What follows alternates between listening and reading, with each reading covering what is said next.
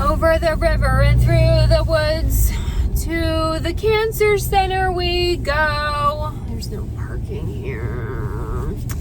I'm back. I got two rather non-traditional Christmas presents this year. One of them, thanks to my extremely generous friends, William and Judy, is some help affording the cancer consultation here at the hospital. I don't think I'm parked between the white lines. I also do not care. This was the thing, they wouldn't put me through financial aid until I got a bill, and I was just like, I'm not doing that. I'm not playing your game, hospital system. So they gave me a very generous gift so that I could actually go get this consultation done, and the whole point is to pressure them. I shouldn't have to pressure them. It's my body, and I have to pay out of pocket. So give me 5 of whatever I ask for, and implants. The whole point is to see if they'll do a biopsy on the right one. I don't know. We'll just see. All you can do is try, right? The second present, and I wasn't going to put this on the internet, and then I remember that all this started when I was doing a video about why my gynecologist moved to Wilmington, and I shot it in the gynecologist's office, and I thought, if that's on the internet, why stop now? The other gift that I got was a chemical peel. Now, if you followed this channel for any amount of time, you know that I'm a huge advocate for derma rolling. A derma roll, if you've not seen those videos, it's a medieval torture device. It's a spindle and has all these little tiny needles on it, and you shove it in your face and you roll it as hard as you can, and as your eyes are watering, and you use that to wipe the blood off your face. But it does the thing that no over-the-counter product is going to do, which is it pushes, literally by jabbing it into your skin, it pushes product down underneath these top layers, and by creating all these injuries, then your body has to heal and you get more collagen, and I've had really good results with it. You're supposed to do it in a doctor's office, but knowing that I am totally grossed out by my own body right now because of everything that's going on here, and just having been cattled and prodded and around in mammograms and ultrasounds, and I mean, I won't even like touch my skin here because the lump is large, and anytime I feel it, I get totally freaked out. So one of my girlfriends, knowing that I enjoy all things skincare, got me a chemical peel for Christmas, and I really didn't know that much about them, except that I know that they tend to be very effective, but I was sticking with my derma roll. Let me say this. I have not shot a video in a little while because I'm still recovering from all that. My hands, see all the skin peeling off? I have looked like a Halloween decoration for a week. You have got to get your heart right with the Lord before you get a chemical peel. And I wasn't going to do this because I just feel like maybe not everything needs to be on the internet. But I also think that women and men, actually what prompted me to finally shoot this is because I finally coughed up why I didn't want to be around anybody. And the number of guy friends that I have who had gotten a chemical peel, I was so amazed that I was like, you know what? People deserve good information, and the truth of the matter is most people spend a stupid amount of money on over-the-counter anti-aging or skincare, all that stuff, and it's garbage. All of it's garbage. I know you put it on and like for one night your skin was nice and you thought that it was doing something, but your dermis, your skin, is designed to keep things out.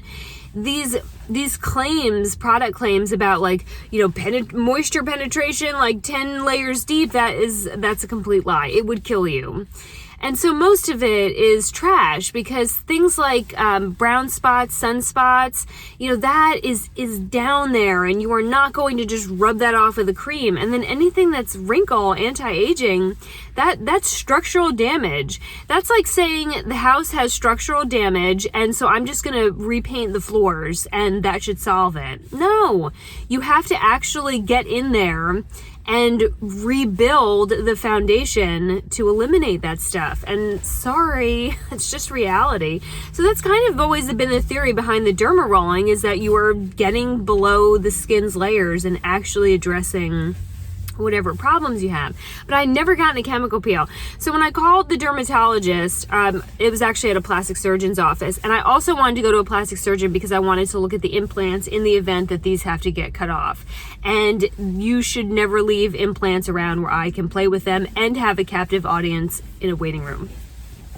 people who know. You can get different levels of chemical peel, and I just don't believe in doing anything without doing it all the way. It's a waste of money. A lot of women get these like silic acid or glycolic acid peels. They do it in their lunch break. Their skin turns a little pink and they think it's doing something. And it's just, again, it's just dressing the top. It's not actually doing anything underneath. So I was like, give me the hardest stuff you got. And can we just burn these off while we're at it? So I got a TCA peel. Do not ask me what that stands for. These, I'm going to warn you, the contents of this video are graphic. They take the acid and they put it on a little cotton pad, and they start to go around your face, and that's when you start to be able to see the little baby Jesus, because you're having a near-death experience. It is intense. Now, did I jump off the table and scream in agony? No. But the way she described it is exactly how it is. When they like swath it on, it's like this 2-minute uphill climb of intensity of pain, and then it neutralizes itself, and then you're fine. Except I, being the lunatic that I am, I was like, hell, this is an awesome gift. Let's go from here to here, and let's do my hands. So I just got, it was just torture for like an hour. You got to breathe through it. They put a fan on your face, and you can't really see a whole lot happening until it starts to frost. The frosting is, your skin is like dying on your face. And I know that all this sounds crazy, but especially if you are prone to skin cancer, you have got to, little tiny exfoliating creams and all that is not going to like get down there. And so these sorts of things are designed to have big changes. And like, if you're gonna spend the money, do it right. Put a fan on your face and it starts to frost. And this picture, I look like I'm striking an Instagram model face, but the truer story is that because your skin is actually dying, is burning off, you can't move your face. It is so tight that because I just happened to have my mouth open, my face was frozen like that. It was adorable. We go through the whole thing. I am trying so hard to talk to her about where she met her husband and like keep my mind off of it. You can breathe through it. It is not impossible, but it is intense. It's intense. And then when you leave, all that skin, that dead skin is so tight on your face that you look like you're 85 years old. You get all these wrinkles around your eyes, and it's just like your whole face scrunches up. It's very bizarre. Got home, they tell you to stay away from the sun, stay away from everything. I was like, with a face that looks like this right now, I would not worry about it. I mean, I'm gonna have to keep these maintenance men at bay, but like, so you have like a week of downtime, and you need to know that. You can't really be exposed to the sun. You gotta wear all kinds of sunscreen. And then the next day, your face is so tight, like you cannot talk and eat. My face is so tight, I cannot make any kind of expression. And of course, on Christmas is when I start to peel. And it comes off in sheets. Like your face, you look like a sea monster. It's crazy. But what was so interesting was that immediately when she put it on, and then right after, I saw like my freckles are pretty much gone now. And that's all sun damage, and it lifts it off your face. All that damage, it's intense, but you look very scary for a long time. My hands look like I'm 95, they're still peeling. And then the chest we did, and that was pretty rough. But I have to say, of everything that I have tried to keep my skin healthy, this is the most phenomenal thing I have ever done, and I will absolutely do it again. And hopefully she will re-gift it again for next year's Christmas. They're not cheap. They're not cheap.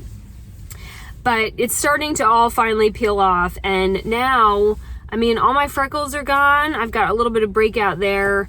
They put it right underneath your eye, so if you have issues under your eye, they can go pretty high up.